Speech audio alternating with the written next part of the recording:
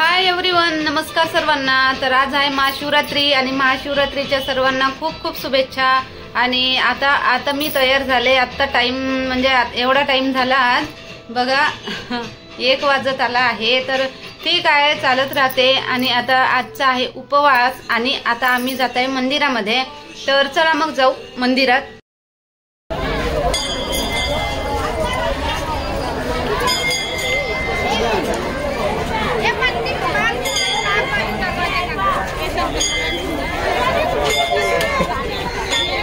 तर हे बघा, या मंदिरामध्ये आम्ही आलो आणि आता पूजा वगैरे केली। पूजा आटोपली आणि आता तुम्हाला पूर्ण मंदिर दाखवतो।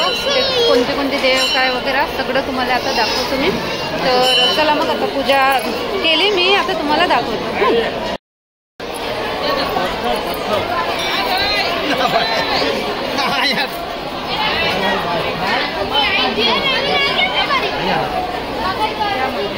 इकडे न शिव ना नाही,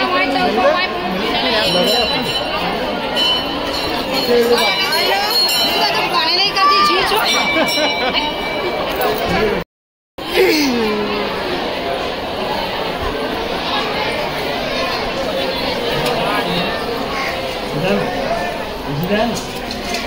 बस वाजवले नाही, एक वेळा डबल नाही वाजवायला।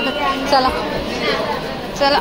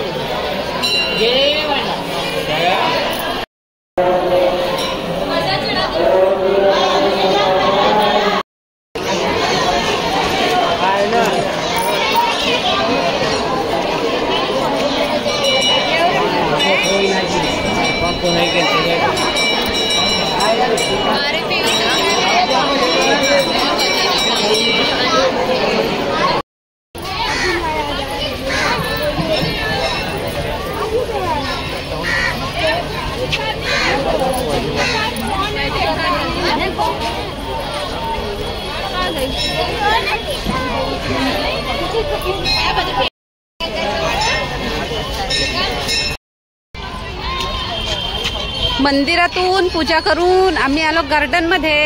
हे बघा, तो पूर्ण असं गार्डन आहे। गार्डन मध्ये आलो। आता मुलांना थोडं एन्जॉय वगैरे करून, एकच दिवस मिळतो सुट्टीचा, सुट्ट्या तर राहत नाही, म्हणून थोडंसं एन्जॉय करायला म्हणे छकुडी। चला तर चढ, याच्यावर चढ, उस पे चढ। पायचं पडतो ना। हाँ चल, पडतो नको बाई। हा बाई, पडशील का?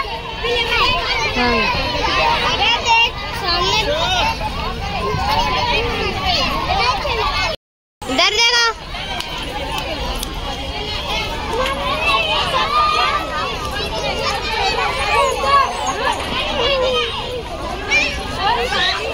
जा रेडी कर दो भाई न सर, शान ध्यान से।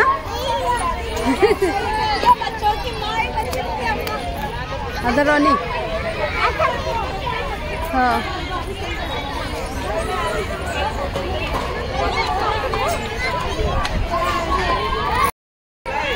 पड़ जो नको।